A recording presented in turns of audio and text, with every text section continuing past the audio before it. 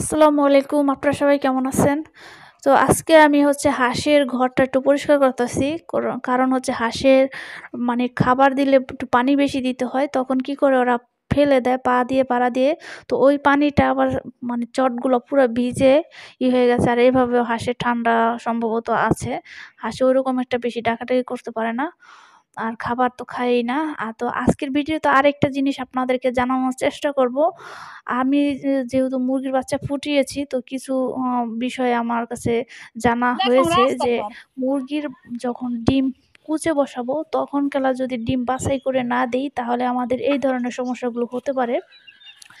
সেই সমস্যাগুলো আজকে আপনাদের সাথে আলোচনা করার চেষ্টা করব।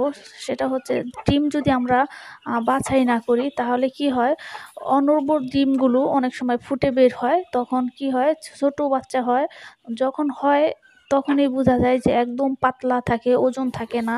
তারপরে ওরা ছোট থাকে সাইজে। তখন ওই বাচ্চাগুলো বেশি দিন বাঁচে না, 2-3 দিন বাঁচে বা 1 সপ্তাহ সর্বোচ্চ বাঁচে। এরপরে ওই বাচ্চাগুলো আর কি মারা যায়। ঠিক আমার ক্ষেত্রেও তাই হয়েছে। আমাদের মুরগি যখন ফুটিয়েছিলাম তো তখন কোনো ডিমই বাছাই করে দেই নাই। মানে যে কটা ডিম ছিল সবই দিয়ে দিয়েছি। আর ওর মধ্যে যে কটা ডিম ক্যান্ডেলিং করার পরে বাদ গিয়েছে আর যেগুলো রয়েছে ওগুলোর থেকে বাচ্চা বের হয়েছে। কিন্তু বাচ্চা কয়েকটা হয়েছে ছোট ছোট, মানে ডিম ছিল ছোট, 20 ডিমেই ছিল। আর ডিম ছোট কারণে বাচ্চাগুলো খুবই ছোট হয়েছে এবং অপুষ্টিদায়ক বাচ্চা হয়েছে, হেলদি বাচ্চা বের হয় নাই। আর ওই বাচ্চাগুলোই এখন মারা যাবে। তো আজকে আমার একটা মুরগির বাচ্চা মারাও গিয়েছে।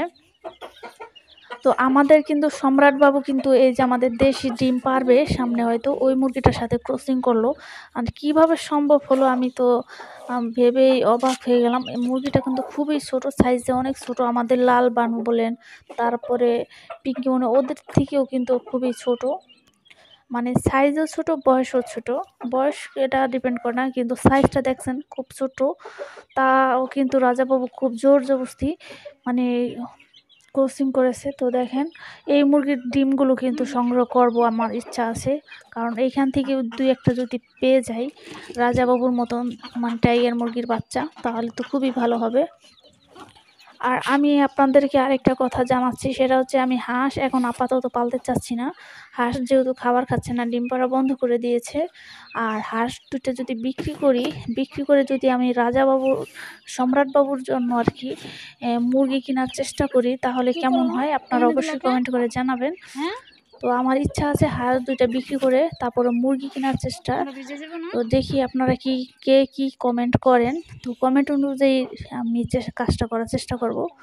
তো এখন আমি কিন্তু ব্যালকনিতে চলে আসছি। তো এই যে দেখেন আমাদের গোল্ডির বেবিগুলো কিন্তু মাশাল্লাহ সবই ভালোই ছিল। কিন্তু এখানে ডিমগুলো কিন্তু বড়ই ছিল, কিন্তু হঠাৎ একটা ডিমের বাচ্চা মারা গিয়েছে। এই যে এই বাচ্চাটা হয়েছে কি, পিছন দিয়ে একটু পেখম ছেড়ে দিয়েছিল। আর একটা বাচ্চা আছে, ওইটারও পেখম ছেড়ে দিয়েছে। আর বাচ্চাটা আজকে দেখলাম মারা গেল। মানে খাবার খেত না, মানে ওর খাদ্য নালীটা খুবই ছিল, ছোট ছিল। মানে ওরকম খাবার খেলে যে বড় হয়ে বড়া থাকে ওরকম ছিল না। মানে ওটার পেটের ভিতরে কিচ্ছু ছিল না। তো আমি হাত দিয়ে দেখেছিলাম পেটের দিকে, আর পাতলা ছিল অনেক। তো দেখি শেষ পর্যন্ত কয়টা বাচ্চা টিকাতে পারি। আর ওরা ফিডটা খাচ্ছে। আর দেখেন ছালার চটগুলো খুবই নোংরা করে ফেলছে। আর আমি চাচ্ছিলাম যে আগের বাসায় নিয়ে তারপর খোপের মধ্যে ওদেরকে রাখি, আর এভাবে একটু ছাড়া অবস্থায় রাখি রোদ্রের সময়, তাহলে কেমন হয়। তো সেটাও আপনারা কমেন্ট করবেন। আপনারা তো বলছেন যে ব্যালকনিতে নিয়ে আসতে, ব্যালকনিতেই পাল্টাছি।